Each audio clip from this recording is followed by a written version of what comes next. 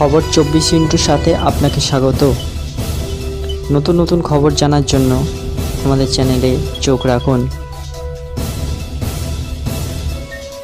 সারা রাজ্য জুড়ে সাড়ম্বরে পালিত হলো রথযাত্রা উৎসব। একদিকে সারা বিশ্ব জুড়ে যখন যুদ্ধের আতঙ্কে দানা কাটছে, সেই আবহে সমগ্র বাংলা জুড়ে প্রতিটি জেলা সহ ব্লকের দিকে দিকে পালিত হলো রথযাত্রা উৎসব।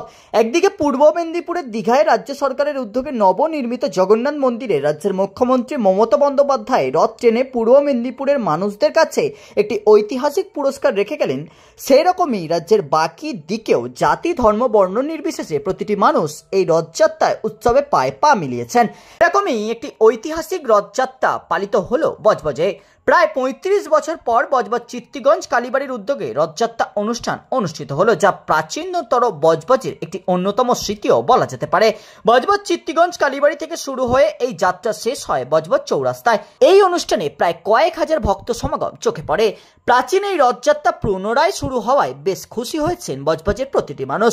প্রতিবেদন শেষ করার আগে একটাই অনুরোধ, যুদ্ধ ভুলে জাতি ধর্ম বর্ণ নির্বিশেষে সবাই একসাথে আবারও বলে উঠি জয় জগন্নাথ।